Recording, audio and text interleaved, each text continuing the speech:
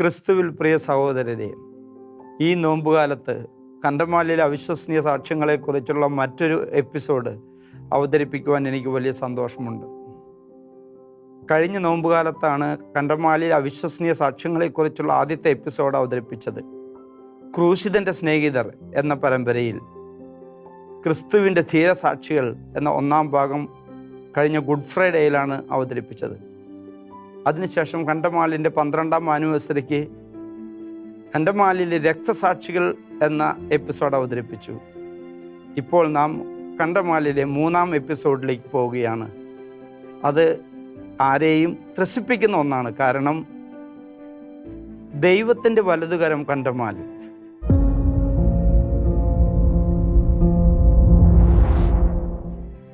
പൗലോസ് കൊറിന്തോസുകാർക്ക് എഴുതിയ 1-ാം ലേഖനത്തിൻ്റെ 3-ാം അധ്യായത്തിൽ 17-ാം വാക്യത്തിൽ ഇങ്ങനെ നാം വായിക്കുന്നു: എൻ്റെ ആലയം നശിപ്പിക്കുന്നവനെ ദൈവം നശിപ്പിക്കും, കാരണം എൻ്റെ ആലയം പരിശുദ്ധമാണ്, അതുപോലെ അവനിൽ വിശ്വസിക്കുന്നവരെ. ഈ വാക്കുകൾ തന്നെയാണ് കണ്ടമാലിൽ ഇപ്പോൾ നിറവേറിക്കൊണ്ടിരിക്കുന്നത്. കണ്ടമാലിനെ കുറിച്ച് ചുരുക്കി പറഞ്ഞാൽ, അവിടെ ഒരു സ്വാമി ഉണ്ടായിരുന്നു. ആ സ്വാമിയെ 2008 ഓഗസ്റ്റ് 23 ആരോ വെടിവെച്ച് കൊന്നു. ക്രിസ്ത്യാനികൾ കൊന്നു എന്ന് പറഞ്ഞ് ക്രിസ്ത്യാനികൾക്കെതിരെ സംഘടിതമായ ഇന്ത്യയുടെ ചരിത്രത്തിൽ കണ്ട ഏറ്റവും ക്രൂരമായ മതപീഡനമാണ് കണ്ടമാലിൽ അരങ്ങേറിയത്. 300 പള്ളികളാണ് ഒരു ജില്ലയിൽ തകർത്തത്. 100ഓളം ക്രിസ്ത്യാനികൾ രക്തസാക്ഷികളായി. 56,000 ക്രിസ്ത്യാനികൾ ഭവനരഹിതരായി കാട്ടിൽ അലയേണ്ടി വന്നു. അപ്പോൾ അവിടെ ദേവാലയങ്ങൾ നശിപ്പിച്ചു, ദൈവവിശ്വാസികളെ ആക്രമിച്ചു. കണ്ടമാലിൽ ക്രിസ്ത്യാനികളെ ആക്രമിച്ചവർക്ക് എന്താണ് സംഭവിച്ചതെന്ന് കേൾക്കുമ്പോൾ നിങ്ങൾ അതിശയിച്ചു പോകും. ഇത് റൂമേഴ്സ് അല്ല, അല്ലെങ്കിൽ കെട്ടുകഥയല്ല. എല്ലാം നടന്ന ഏതാനും സംഭവങ്ങൾ വളരെ ബുദ്ധിമുട്ടി റിസർച്ച് നടത്തി പലരെയും ആവർത്തിച്ച് കണ്ട്, ചില സ്ഥലങ്ങളെല്ലാം അപകടകരമായ ചില സ്ഥലങ്ങളിൽ പോയി മറ്റുള്ളവരെ കണ്ടതിന് ശേഷമാണ് ഞാൻ ഈ സ്ഥിരീകരിച്ച സംഭവങ്ങൾ നിങ്ങളുടെ മുമ്പിൽ അവതരിപ്പിക്കുന്നത്. അതിന് തുല്യമായിട്ട് ബൈബിളിൽ നമ്മൾ വായിക്കുന്നു. എക്സോഡസിൻ്റെ പുറപ്പാടിൻ്റെ പുസ്തകത്തിൽ 15-ാം അധ്യായത്തിലാണ് സോങ് ഓഫ് മോസസ്. മോശ ദൈവത്തിന് നന്ദി പറയുന്ന ഒരു ഭാഗമുണ്ട്. അവിടെ മോശ ഇസ്രായേൽക്കാരെ ഈജിപ്തിലെ അടിമത്തത്തിൽ നിന്നും പുറത്തു കൊണ്ടുവന്ന് ചെങ്കടൽ പിളർത്തി മറുകരയെത്തിയതിന് ശേഷം തിരിഞ്ഞു നോക്കുമ്പോൾ കാണുന്ന കാഴ്ച ഭയങ്കരമായിരുന്നു. കാരണം ഫറവോയുടെ പട്ടാളക്കാർ രഥങ്ങളും തേരുകളിലും ആയുധങ്ങളുമായി ഇസ്രായേൽക്കാരെ പിടിക്കാനായിട്ട് വരുന്ന കാഴ്ച കണ്ട് മോശ ഞെട്ടി. മോശ കൈകളുയർത്തി ദൈവത്തോട് പ്രാർത്ഥിച്ചു, ഞാൻ എന്ത് ചെയ്യണം? അപ്പോൾ ദൈവം മോശയോട് പറഞ്ഞു, നിന്റെ വലതുകരം നീട്ടി പിളർന്നു കിടക്കുന്ന ചെങ്കടലിന് നേരെ നിന്റെ വലതുകരം നീട്ടി നീ പ്രാർത്ഥിച്ചോ. മോശ വലതുകരം നീട്ടി, പിളർന്ന ചെങ്കടൽ ഒന്നായി. അങ്ങനെ ഇസ്രായേൽക്കാരുടെ ശത്രുക്കളെല്ലാം വെള്ളത്തിൽ മുങ്ങി മരിച്ചു. ഈ അനുഭവത്തെയാണ് പുറപ്പാടിൻ്റെ പുസ്തകത്തിൽ the right hand of the mighty right hand of God, ദൈവത്തിൻ്റെ ശക്തമായ വലതുകരം എന്നറിയപ്പെടുന്നത്. ഈ ശക്തമായ ദൈവത്തിൻ്റെ വലതുകരം ക്രിസ്ത്യാനികളും മൃഗീയമായി പീഡിപ്പിച്ച കണ്ടമാലിലും വളരെ വ്യക്തമാണിപ്പോൾ. അവിടെ ഒരുപാട് സംഭവങ്ങൾ നടന്നിട്ടുണ്ട്. കണ്ടമാലിനെ കുറിച്ച് പറയുമ്പോൾ ആരുടെ മനസ്സിലും ഒരുപാട് ഗുരുതരമായ പൊള്ളലേറ്റു. ഭാഗ്യമെന്ന് പറയാം, ആഴ്ചകൾ കഴിഞ്ഞ് അദ്ദേഹം പൊള്ളലിൽ നിന്ന് രക്ഷപ്പെട്ടെങ്കിലും ശാരദ ഇന്നും ക്രിസ്ത്യാനിയാണ്. 20 വയസ്സ് കഴിഞ്ഞ 2 ആൺമക്കളുണ്ട്. അവരും ക്രിസ്ത്യാനികളായിട്ട് ജീവിക്കുന്നു. ഇനി സക്രാരി അവഹേളിച്ച മറ്റൊരു നമ്മുടെ യൂദാസിൻ്റെ അനുഭവത്തിലുള്ളൊരു വ്യക്തിയുണ്ട്. പുസര പ്രധാൻ എന്ന് പറയുന്ന ഗുഡാക്കിയ എന്ന് പറയുന്നതല്ല, റൈക്കയുടെ തൊട്ടടുത്തുള്ള ഗ്രാമങ്ങളാണ്. ഈ ഗുഡാക്കിയയിലെ പുസാര 2004 ഈ ഞാൻ പറഞ്ഞു റൈക്ക പള്ളിയിൽ കണ്ടമാലിൽ പലപ്പോഴും ക്രിസ്ത്യാനികൾക്കെതിരെ അക്രമങ്ങൾ പതിവായിരുന്നു. അങ്ങനെ 2004 പള്ളി വളരെ പൂർണ്ണമായിട്ട് അലങ്കോലപ്പെടുത്തി അവിടുത്തെ എല്ലാ രൂപങ്ങളും തകർക്കുകയും അവിടെ കസേരകളും എല്ലാ ഐറ്റം തകർത്ത് തരിപ്പണാക്കിയൊരു അവസരമായിരുന്നു 2004. അത് നടന്ന സമയത്ത് ഈ പൂസര പ്രധാൻ എന്ന് പറയുന്ന വ്യക്തി അവിടെ പോയി ടാബർനാക്കൾ ഇളക്കിയെടുത്തു. എന്ന് പറഞ്ഞാൽ സക്രാരി ഇളക്കിയെടുത്തത് പൂസര പ്രധാനാണ്. അപ്പോൾ ആ സമയത്ത് അവിടെ വികാരിയായിരുന്ന ഫാദർ അൽഫോൻസ് ബൊലിയാർ സിംഗ്, പിന്നീട് അദ്ദേഹം VG ഒക്കെ ആയി. അത് കഴിഞ്ഞ് അദ്ദേഹം 2015 അദ്ദേഹം മരിച്ചു. ഈ അച്ഛൻ എന്നോട് ഒരിക്കലും പറഞ്ഞിട്ടുണ്ട്, ഇവിടെ ഇങ്ങനൊരു സംഭവം നടന്നുണ്ട്, അവൻ അത് കഴിഞ്ഞ് എന്നോട് വന്ന് മാപ്പ് പറയാൻ വന്നു എന്നൊക്കെ. പിന്നീട് ഞാനപ്പോൾ അച്ഛൻ പറഞ്ഞപ്പോൾ അത്ര സീരിയസ് ആയിട്ട് എടുത്തില്ല. 2015 ഞാൻ ഒരു ദിവസം ഒരു സ്ഥലത്ത് ചെന്നപ്പോൾ അവിടുത്തെ ചില വ്യക്തികൾ പറഞ്ഞു, ഈ വീട്ടിലാണ് ഈ പൂസറ ജീവിച്ചിരുന്നത്, ഈ സക്രാരി തകർത്തവൻ. അവൻ പിന്നീട് അസുഖമായി. അപ്പോൾ ഈ പൂസര ആശുപത്രിയിൽ പോയി ഡോക്ടറെ കണ്ടു. ഹിന്ദു ഡോക്ടർ പറഞ്ഞു, എനിക്കൊന്നും പിടികിട്ടുന്നില്ല, എൻ്റെ കണ്ടീഷൻ വളരെ മോശമാണ്, ഒന്നും ചെയ്യാൻ പറ്റുമെന്ന് തോന്നുന്നില്ല. അപ്പോൾ അവൻ ഡോക്ടറോട് പറഞ്ഞു, ഡോക്ടർ എനിക്ക് പേടിയാവുന്നു, ഞാൻ പള്ളിയിലെ സക്രാരി എന്നൊന്നും പറഞ്ഞാൽ അറിയില്ല. അപ്പോൾ അവൻ പറഞ്ഞു, ആ പരിശുദ്ധമായതൊക്കെ ഞാൻ അതുമേ അവഹേളിച്ചിരുന്നു, എനിക്ക് പേടിയാവുന്നു. അപ്പോൾ ഡോക്ടർ പറഞ്ഞു, നിനക്ക് അങ്ങനെ ഭയം ഉണ്ടെങ്കിൽ നീ പോയിട്ട് അവിടെ അച്ഛനോട് പോയിട്ട് പറഞ്ഞു. അങ്ങനെയാണ് ഈ അൽഫോൻസ് അച്ഛനോട് പോയിട്ട് അവൻ പറഞ്ഞത്. അച്ഛൻ പറഞ്ഞു, ഞാൻ നിനക്ക് വേണ്ടി പ്രാർത്ഥിക്കാം, പക്ഷേ നീ എന്നോട് പറഞ്ഞിട്ട് കാര്യമില്ല, നീ ദൈവത്തോട് മാപ്പ് പറയണം, കാരണം നീ ദൈവത്തെയാണ് അവഹേളിച്ചത്. സഹോദരങ്ങളെ, ഈ പൂസര വീട്ടിൽ തിരിച്ചു വന്ന് ഭാര്യയോട് ഇതൊക്കെ പറഞ്ഞു. ഭാര്യയുടെ പേര് രേണുക എന്നാണ്. അങ്ങനെ പിന്നീട് പൂസര ആത്മഹത്യ ചെയ്തു.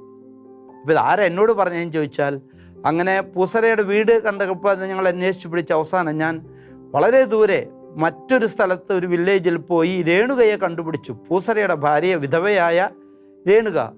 അപ്പോൾ രേണുക ഈ കഥ എല്ലാം തുടർന്ന് പറഞ്ഞതിന് ശേഷം പറയുകയാണ്, എൻ്റെ ഭർത്താവ് ചെയ്തു വലിയ തെറ്റാണ്, ഞാൻ ക്രിസ്തുവിൽ വിശ്വസിക്കുന്നു. അങ്ങനെ ക്രിസ്ത്യാനിയായ ഈ വിധവ ഭാര്യ മരിച്ച ഒരു കത്തോലിക്കനെ കല്യാണം കഴിച്ച് ക്രിസ്ത്യാനിയായി ജീവിക്കുമ്പോഴാണ് ഈ സക്രാരി അവഹേളിച്ച കഥ എന്നോട് പങ്കുവച്ചത്. വൈദികനെ ആക്രമിച്ചവർക്ക് അകാല മൃത്യു. കണ്ടമാലിലെ ക്രിസ്ത്യാനികൾക്ക് ഒരു പേടി സ്വപ്നമായ ഒരു സ്ഥലമാണ് ബെറ്റിക്കോള. 1956 പണിതൊരു പള്ളി അവിടെ ഉണ്ടായിരുന്നു. ആ പള്ളിയുടെ അവശിഷ്ടമാണ് നിങ്ങൾ കാണുന്നത്. തുടർച്ചയായി പലതവണ വൈദികർക്ക് നേരെയും പള്ളിയിലെ ക്രിസ്ത്യാനികൾക്ക് നേരെ അക്രമമുണ്ടായിട്ടുള്ള ഒരു സ്ഥലമാണ് ഈ ബെറ്റിക്കോള. അവിടെ 53 കത്തോലിക്ക കുടുംബങ്ങളുണ്ട്. 2000 ആണ്ടിൽ ഭീകരമായൊരു ആക്രമണം അവിടെ നടന്നു. അവിടുത്തെ വികാരിയായിരുന്നു ഫാദർ ലാമേശ്വർ കൺഹർ.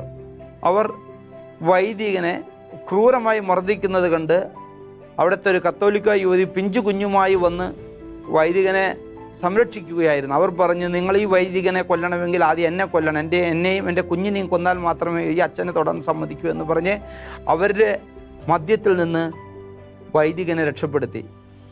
അങ്ങനെ അച്ഛനെ പിന്നീട് ഹോസ്പിറ്റലിലൊക്കെ കുറേ നാൾ ട്രീറ്റ് ചെയ്ത് അദ്ദേഹം സുഖം പ്രാപിച്ചു.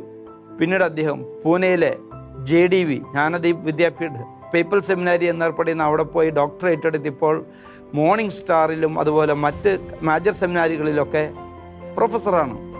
അദ്ദേഹത്തിൻ്റെ കുറിച്ചുള്ള ഈ അക്രമം അത് കഴിഞ്ഞ് അദ്ദേഹം അതൊക്കെ മറന്നു. കാരണം ഫാദർ ലാമേശ്വർ അങ്ങനെ ജീവിതമായിട്ട് മുന്നോട്ട് പോയി. പക്ഷെ ഞാൻ കണ്ടമാലിൽ തുടർച്ചയായി പോകുമ്പോൾ അവിടുത്തെ സീനിയറായിട്ടുള്ള ചില അച്ഛന്മാരെ എന്നോട് പറഞ്ഞു, ഈ ലാമേശ്വർ അച്ഛനെ തല്ലിയ പലരുണ്ട്, അതിൽ 7 പേർക്ക് അകാല മൃത്യു. 21 വയസ്സ് മുതൽ 50 വയസ്സ് വരെയുള്ള 7 പേർ പെട്ടെന്നിങ്ങനെ മരിക്കുന്ന ഒരു സാഹചര്യം. അങ്ങനെ അത് പറഞ്ഞു കഴിഞ്ഞപ്പോൾ ഞാൻ പറഞ്ഞു, എനിക്ക് അവരുടെ പേരുകളൊക്കെ എഴുതി തരാൻ.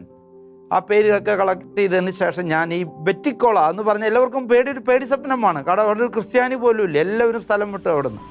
അപ്പം ഞാൻ അവിടെ പോയി ആ ഗ്രാമത്തിലെ സർപഞ്ച് എന്ന് പറഞ്ഞ ഗ്രാമത്തലവനായ ലാഭ പ്രധാൻ എന്ന് പറയുന്ന മനുഷ്യനെ കാണാൻ ചെന്നു. കാത്തിരുന്നു. അദ്ദേഹം നമുക്ക് പലപ്പോഴും ഭയമാണ്, ഭയം അർത്ഥമില്ലാത്തതാണ്. അദ്ദേഹം വളരെ സന്തോഷത്തോടെ സംസാരിച്ച് വളരെ ഡിപ്ലോമാറ്റിക്കായിട്ട് ഞാൻ സംസാരിച്ചു, എന്താണ് ഇവിടെ നടന്നതെന്നൊക്കെ ചോദിച്ചു. അവസാനം ഞാൻ ചോദിച്ചു, ഇവിടെ ഇങ്ങനെ ഈ ലാമേശ്വർ അച്ഛനെ ഒരുപാട് പേര് ആക്രമിച്ചു, അതിൽ പലരും മരിച്ചു എന്നൊക്കെ കേൾക്കുന്നുണ്ടല്ലോ, നിങ്ങൾക്ക് എന്ത് തോന്നുന്നു? അദ്ദേഹം പറഞ്ഞ വാക്കുകൾ ഹിന്ദിയിലാണ്. ഊപ്പർ വാലക ദണ്ഡാമിലികെ, അവർക്ക് ദൈവത്തിൻ്റെ കൊട്ടുകിട്ടി, അവർ ചെയ്തത് തെറ്റാണ്, വൈദികനെ ആക്രമിക്കാൻ പാടില്ലായിരുന്നു, ദൈവം അവരെ ശിക്ഷിച്ചിരിക്കുന്നു. സഹോദരങ്ങളെ, ഇത് പറയുന്നത് ഒരു വെട്ടിനുറുക്കി പുഴയിലെറിഞ്ഞു എന്നാണ് പറയുന്നത്. ഈ കൊലപാതകത്തിൽ കേസ് രജിസ്റ്റർ ചെയ്തു. പതിവ് പോലെ പോലീസ് അന്വേഷണം നടത്തി. പക്ഷെ തെളിവില്ല എന്ന പേരിൽ എല്ലാവരെയും വെറുതെ വിട്ടു. പക്ഷേ പല ഹിന്ദുക്കളും ഇപ്പോൾ കണ്ടമാലിൽ പറയുന്നത്, ഭൂമിയിലെ കോടതിയിൽ വെറുതെ വിട്ടാലും ദൈവത്തിൻ്റെ കോടതി വെറുതെ വിടില്ലെന്നാണ്. കാരണം കന്ദേശ്വറിനെയും പ്രിയതമയെയും മേഘനാഥിനെയും കൊന്ന അതിൽ കുറ്റാരോപിതരായ 6 പേർക്ക് അകാല മൃത്യുവാണ്. 20 വയസ്സ്, 24 വയസ്സ്, 28 വയസ്സ്, 30 വയസ്സ്, 34 വയസ്സുള്ളവരൊക്കെ ബൈക്ക് അപകടത്തിൽ മരിച്ചു, മരം വീണു മരിച്ചു, പുഴയിൽ ഒഴുക്കിൽപ്പെട്ട് മരിച്ചു, പാലം തകർന്നു മരിച്ചു. സഹോദരങ്ങളെ, ഇത്തരം സംഭവങ്ങൾ കണ്ടമാലിലെ ക്രിസ്ത്യാനികൾക്കിടയിൽ മാത്രമല്ല, ക്രിസ്ത്യാനികൾ ആക്രമിച്ചവരുടെ ഇടയിൽ പോലും ഒരുപാട് ഭയം സൃഷ്ടിച്ചിട്ടുണ്ട്. ഭയം മാത്രമല്ല, ദൈവവിശ്വാസത്തിലേക്ക് അവർ അടുപ്പിച്ചിട്ടുണ്ടെന്ന് പറയാം. അതുകൊണ്ട് തന്നെയാണ് ക്രിസ്ത്യാനികളെ പീഡിപ്പിച്ച് അവരെ കണ്ടമാലിൽ നിന്ന് ബഹിഷ്കരിക്കാൻ ശ്രമിച്ചവർ തന്നെ ക്രിസ്ത്യാനികളായി കണ്ടമാലിൽ മാറിക്കൊണ്ടിരിക്കുന്നത്. ഒന്നല്ല, 100 കണക്കിന് അക്രമികളും അവരുടെ കുടുംബങ്ങളും ഇന്ന് കണ്ടമാലിൽ ക്രിസ്ത്യാനികളായിരിക്കുന്നു. ആദിമ ക്രിസ്ത്യാനികളുടെ ചരിത്രമാണ് ഈ ദൈവത്തിൻ്റെ വലതുകരത്തിൻ്റെ ശക്തിയാൽ കണ്ടമാലിൽ തെളിഞ്ഞു കാണുന്നത്. 10 കൽപ്പനകൾ നമുക്കെല്ലാവർക്കും വളരെ സുപരിചിതമാണ്. അതിൽ 8ാം കൽപ്പന എന്താണ്? കള്ളസാക്ഷ്യം പറയരുത്. ഈ കള്ളസാക്ഷ്യം പറയുന്നതിനുള്ള ഒരു മകുടോദാഹരണം കണ്ടമാലിൽ എനിക്ക് ബോധ്യപ്പെട്ടു എന്ന് പറഞ്ഞ തെളിവ് സഹിതം. അവിടെ മഹാസിംഗ് കൺഹർ എന്ന് പറയുന്ന ഒരു വ്യക്തിയാണ് കണ്ടമാലിൽ, നിങ്ങൾ ഒരുപക്ഷെ കേട്ട് കാണും, 7 നിരപരാധിയായ ക്രിസ്ത്യാനികൾ കഴിഞ്ഞ 11 വർഷമായി ജയിലിൽ കിടക്കുകയാണ്. 2019 സുപ്രീം കോടതി അവരെ ജാമ്യത്തിൽ വിട്ടയച്ചു. എന്നാലും അവർ ഇപ്പോഴും സ്വാമിയുടെ കൊലപാതകികളെന്ന് തന്നെയാണ് നിയമത്തിന് മുന്നിൽ. അവരുടെ അപ്പീൽ ഒറീസ ഹൈക്കോടതിയിൽ 8 വർഷമായി പെൻഡിങ് കിടക്കുകയാണ്. ഈ ക്രിസ്ത്യാനികൾ ശിക്ഷിക്കപ്പെടുന്നതിനുള്ള പ്രധാന സാക്ഷി മഹാസിംഗ് കൺഹറിൻ്റെതാണ്. അദ്ദേഹം കോടതിയിൽ പറഞ്ഞത് ആരെയും ഞെട്ടിക്കുന്ന കാര്യങ്ങളാണ്. അതുകൊണ്ട് തന്നെ ഞാൻ തുടക്കം മുതൽ കണ്ടമാലിലെ ക്രിസ്ത്യാനികളെ അനുധാവനം ചെയ്യുന്നത് കൊണ്ട് അവർക്ക് നീതി കിട്ടുന്നതിൻ്റെ ഭാഗമായിട്ട് ഇതിൻ്റെ പിന്നിൽ എന്താണെന്നറിയാനായി അന്വേഷിച്ച് ഞാൻ കണ്ടമാലിൻ്റെ ഏറ്റവും വിദൂരത്തുള്ള കൊട്ടാകർ പ്രദേശങ്ങളിലേക്ക് ചെന്നു. അവിടെ പോയി നിരപരാധികളുടെ വീടുകളിൽ പോയി എന്തായിരുന്നു ഓരോരുത്തരെയും അപ്പോൾ അവിടുത്തെ ഹിന്ദുക്കൾ തന്നെ പറയുകയാണ്, സാർ എന്തിനാണ് ഇവരെ ജയിലിൽ വെച്ചിരിക്കുന്നത്? അവർ നിരപരാധികളാണല്ലോ, അവർ ഞങ്ങളുടെ കൂടെ ഉണ്ടായിരുന്നു, പിന്നെ എങ്ങനെയാണ് അവൻ 100 കിലോമീറ്റർ പോയി സ്വാമിയെ കൊന്നു എന്ന് പറയുന്നത്? അതൊക്കെ ചോദിച്ച് അവസാനം ഞാൻ അവരോട് ചോദിച്ചു, ഈ മഹാസിംഗ് കൺഹർ ആരാണ്? മഹാസിംഗിനെ അറിയോ? അവർ പറഞ്ഞു, ഞങ്ങൾക്കറിയാം, ഞങ്ങളുടെ അടുത്താണ് മഹാസിംഗിൻ്റെ വീട്. അങ്ങനെ ഞാൻ മഹാസിംഗിൻ്റെ വീട്ടിലേക്ക്, അവർ പറഞ്ഞു അങ്ങോട്ട് പോകരുത്, അപകടകാരിയാണ്. ഞാൻ പറഞ്ഞു കുഴപ്പമില്ല. അങ്ങനെ വളരെ ഡിപ്ലോമാറ്റിക്കായിട്ട് അവിടെ ഒരു ഡോക്ടർ എന്ന് ഞാൻ അവിടെ ചെന്ന് മഹാസിംഗിൻ്റെ വീട്ടിൽ ചെന്നു. ആരുമില്ല എൻ്റെ കൂടെ. ഡ്രൈവർക്ക് അതിൻ്റേതായ ആചാരങ്ങളുണ്ട്. ചുരുക്കത്തിൽ പറഞ്ഞാൽ ക്രിസ്ത്യാനികൾ മരിച്ചവരെ സംസ്കരിക്കുന്നു, മുസ്ലിങ്ങൾ സംസ്കരിക്കുന്നു, ഹിന്ദുക്കൾ ദഹിപ്പിക്കുന്നു. സൊറോവാസ്ട്രിയൻസ് എന്ന് പറഞ്ഞ പാഴ്സികൾ ചെയ്യുന്നത് വ്യത്യസ്തമാണ്. അവരെ ദഹിപ്പിക്കുകയില്ല, കുഴിച്ചിടുകയും ചെയ്യില്ല. കെട്ടിടത്തിൻ്റെ മുകളിൽ വെച്ച് ഇരുമ്പ് ഗ്രില്ല് വെച്ചിട്ട് കഴുകന്മാർക്ക് തിന്നാനായിട്ട് ടെറസിൻ്റെ മീതൊക്കെ വയ്ക്കുക മാത്രം ചെയ്യുള്ളൂ. അപ്പോൾ അങ്ങനെ വ്യത്യസ്തമായ ആചാരങ്ങളാണ്. കണ്ടമാലിലെ ക്രിസ്ത്യാനികൾക്കെതിരെ അക്രമം നടന്നു കഴിഞ്ഞപ്പോൾ അവർ പറഞ്ഞു, കണ്ടമാലിൽ ക്രിസ്തുമതം നിരോധിച്ചിരിക്കുന്നു, അതുകൊണ്ട് ക്രിസ്തീയ ആചാരങ്ങളും നിരോധിച്ചിരിക്കുന്നു. ക്രിസ്ത്യാനികൾ ഇനി മുതൽ കുഴിച്ചിടാൻ പറ്റില്ല. അപ്പോൾ അങ്ങനെ വയസ്സായ ഒരു സ്ത്രീ മരിച്ചപ്പോൾ അവരെ കുഴിച്ചിടാൻ സംസ്കാരത്തിന് കൊണ്ടുപോകുമ്പോൾ നിർബന്ധമായിട്ട് ആ മൃതശരീരം എടുത്ത് കത്തിച്ച് കളഞ്ഞ സംഭവമൊക്കെ ഞാൻ റെക്കോർഡ് ചെയ്തിട്ടുണ്ട്. അങ്ങനെയുള്ള കണ്ടമാലിൽ ഹിന്ദുവിനൊരു ക്രിസ്തീയ മൃത സംസ്കാരം എന്ന് പറഞ്ഞാൽ നിങ്ങൾ വിശ്വസിക്കുമോ? ഞാൻ 31 തവണ ഇതിനകം കണ്ടമാലിൽ പോയിട്ടുണ്ട്. അങ്ങനെ ഒരു യാത്രയിൽ ഒരു വിജനമായൊരു സ്ഥലമുണ്ട്, ബോറിമുണ്ട. പക്ഷെ അത് വളരെ കുപ്രസിദ്ധമാണ്. കാരണം ക്രിസ്ത്യാനികൾക്കെതിരെ സംഘടിതമായി ഭ്രഷ്ട് കൽപ്പിച്ച് 4 വർഷത്തോളം ഒരു ക്രിസ്ത്യാനിക്ക് പോലും വീട് പുതുക്കി പണിയാൻ പറ്റിയില്ല, പള്ളി പുതുക്കി പണിയാൻ പറ്റിയില്ല. കാരണം എന്താണ്? അവിടേക്ക് ഒരു വണ്ടിയിൽ എന്തെങ്കിലും സാധനങ്ങൾ കൊണ്ടുവന്നാൽ അത് ക്രിസ്ത്യാനികൾക്ക് ഉപയോഗിക്കാൻ സമ്മതിക്കില്ല. ക്രിസ്ത്യാനികൾക്ക് ആരും ഒന്നും കൊടുക്കരുത്, അവരായിട്ട് ബന്ധം പാടില്ല, അങ്ങനെയുള്ളവർക്ക് ഫൈൻ ഏർപ്പെടുത്തിയിരുന്ന ഒരു പഞ്ചായത്താണ് ബോറിമുണ്ട. അങ്ങനെ ബൊറിമുണ്ടയിലൂടെ ഞങ്ങൾ ഇങ്ങനെ ഒരു മഴ പെയ്യുന്ന ദിവസമാണ് കടന്നു പോകുമ്പോൾ ഒരു പ്ലാവിൻ്റെ കടയ്ക്ക് കുറച്ച് പേര് കൂട്ടം കൂടി നിന്ന് എന്തൊക്കെയോ പറയുന്നത്. അപ്പം ഞാനിങ്ങനെ ശ്രദ്ധിച്ചപ്പോൾ എൻ്റെ കൂടെ വെടിയുണ്ടയുമായി ജീവിക്കുന്ന ഒരു പോലീസുകാരൻ, നേരത്തെ നമ്മൾ ആദ്യത്തെ എപ്പിസോഡിൽ പറഞ്ഞിട്ടുള്ളതാണ്, ജൂനോസ് നായിക്, കണ്ടമാലിലെ സെൻറ്റ് സെബാസ്റ്റ്യൻ എൻ്റെ കൂടെയുണ്ട്, വണ്ടിയിലുണ്ട്. അപ്പം ഞങ്ങളിങ്ങനെ അങ്ങോട്ട് മുന്നോട്ട് പോയി വേറെ സ്ഥലത്തേക്കാണ് പോകുന്നത്. തിരിച്ചു വരുമ്പോൾ അതിനിടയ്ക്ക് ജൂനോസ് ഇവിടെ വന്ന് ഇവരോടൊക്കെ സംസാരിച്ചു. അപ്പോൾ ഈ ബൊറിമുണ്ടയിലെ പഴയ പള്ളി അവിടെ നിൽക്കുന്നുണ്ട്. അത് കഴിഞ്ഞ് പിന്നീട് അന്തരീക്ഷമൊക്കെ മാറിയപ്പോൾ അതൊക്കെ പുതുക്കി പണിത പുതിയ പള്ളിയുണ്ട്. ഈ 2 പള്ളിയുടെയും ബാക്ക്ഗ്രൗണ്ടിലാണ് ഈ പ്ലാവിൻ്റെ കടക്കിൽ നിന്ന് ഇവർ പണി ചെയ്യുന്നത്. അപ്പോൾ അത് തിരിച്ചു വന്നപ്പോൾ ജൂനോസ് പറയുകയാണ് അവർ മഞ്ച ഉണ്ടാക്കുകയാണ്. അപ്പോൾ എനിക്ക് വളരെ തോന്നി. ഞാൻ പറഞ്ഞു, എന്തിനാണ് ഇവിടെ മഞ്ച ഉണ്ടാക്കണേ? അല്ല, ഒരു ഹിന്ദു പറഞ്ഞു അദ്ദേഹം മരിക്കുമ്പോൾ ആളെ ക്രിസ്ത്യാനിയായിട്ട് ക്രിസ്തീയ മൃത സംസ്കാരം കൊടുക്കണം, അതുമാത്രമല്ല പള്ളിയിൽ കൊണ്ടുപോയി സംസ്കരിക്കണം. ഒരു ഹിന്ദുവിനെ പള്ളിയിൽ കൊണ്ടുപോയി സംസ്കരിക്കുന്ന ആൾ പറഞ്ഞിട്ടുണ്ടെന്ന്. അപ്പോൾ അത് കേട്ടപ്പോൾ ഞാൻ ജൂനോസിനോട് പറഞ്ഞു, അതെന്ത് നേരത്തെ പറയാൻ ഞാൻ. അപ്പോൾ ഞങ്ങൾ 2 കിലോമീറ്റർ സ്ഥലം കടന്നു പോകുന്നതാണ്. ഞാൻ ഡ്രൈവറോട് പറഞ്ഞു വണ്ടി തിരിച്ച് വീണ്ടും അവിടെ ചെന്ന്, ഞാൻ ഒരിക്കലും മറക്കാത്തൊരു സംഭവമാണ്. അപ്പോൾ അവിടെ നടക്കുന്നത് എന്താണ്, റോഡിൽ നിന്ന് അവർക്ക് മഞ്ചി ഉണ്ടാക്കാൻ അവർക്കറിയില്ല. അപ്പോൾ 1-2 ക്രിസ്ത്യാനികളുടെ സഹായത്തോടെ പലകകൾ തട്ടിക്കൂട്ടി, അതെല്ലാം നിങ്ങളിത് വീഡിയോയിൽ കാണുന്നു. അവർ വളരെ ബുദ്ധിമുട്ടി അവരൊരു തണക്കിനൊരു മഞ്ച പോലെ ഉണ്ടാക്കി വെള്ളത്തുണി പൊതിഞ്ഞ്, ഈ ശുദ്ധപ്രധാൻ എന്ന് പറഞ്ഞ ഒരു പ്രമുഖനായ ഹിന്ദുവാണ്. ശുദ്ധപ്രധാൻ ക്രിസ്ത്യാനികൾക്കെതിരെ അക്രമമൊക്കെ നടന്നു കഴിഞ്ഞപ്പോൾ കുറേ കഴിഞ്ഞപ്പോൾ ആൾക്ക് തോന്നി ഇതൊക്കെ തെറ്റാണ്, ഇത് ചെയ്യാൻ പാടില്ലായിരുന്നു. അപ്പോൾ ആൾ ഒരു ദിവസം അവരോട് പറഞ്ഞു, നിങ്ങൾ ചെയ്യുന്ന വ്യക്തി ഒരു കമൻ്റ് അടിക്കുകയാണ്, ജീസസ്, യേശു നീ ദൈവമാണെങ്കിൽ എന്തിനാ ഈ കുരിശിൻ്റെ ഉള്ളിലിരിക്കുന്നത്, നിനക്ക് പുറത്ത് വന്നുകൂടെ, അപ്പം ഞങ്ങൾക്ക് നിന്നെ കാണാമല്ലോ എന്ന്. കഴിഞ്ഞ് കുറച്ച് ദിവസം കഴിഞ്ഞപ്പോൾ ബാംദേവ് വന്നു, അച്ഛാ എന്താണ് എന്നെ ക്രിസ്മസിനൊന്നും എന്നെ വിളിക്കാത്തത്. അപ്പോൾ അച്ഛന് ബാമദേവൻ്റെ വാക്കുകളാണെങ്കിൽ അച്ഛന് ഭയമാണ് ബാമദേവനെ. അപ്പോൾ അച്ഛൻ പറഞ്ഞു, ക്രിസ്മസ് ക്രിസ്ത്യാനികൾക്കല്ല, നിങ്ങൾക്കൊന്നും ക്രിസ്മസ് ഇല്ലല്ലോ. അല്ല, ഞാൻ വെറുതെ പറഞ്ഞുള്ളൂ എന്ന് പറഞ്ഞ് ബാമദേവ് പോയി. ക്രിസ്മസ് കുർബാന നടക്കുമ്പോൾ അത് നമ്മുടെ നാട്ടിലത്തെ പോലെയല്ല കണ്ടമാനിൽ. അവരെല്ലാം ഓഫർ ട്രീക്ക് വീട്ടിലുള്ള ആദ്യ ഫലങ്ങൾ കൊണ്ടാണ്. സ്ത്രീകൾ തലയിലൊരു കൊട്ട, നെല്ല് അല്ലെങ്കിൽ പഴങ്ങൾ എല്ലാം പച്ചക്കറിയൊക്കെ ആയിട്ടാണ് അവർ പള്ളിയിലേക്ക് വരിക. ഓരോ വിശേഷം എല്ലാവരും എന്തെങ്കിലും കൊണ്ടുവരും. അങ്ങനെ ഈ ഓഫർ ട്രീ എന്ന് പറഞ്ഞാൽ പള്ളിയിൽ വരുന്നവരും മുഴുവൻ ഓഫർ ട്രീ ആണ്. അരമണിക്കൂർ പോലെയൊക്കെ എടുക്കും ഒരു ഓഫർ ട്രീ.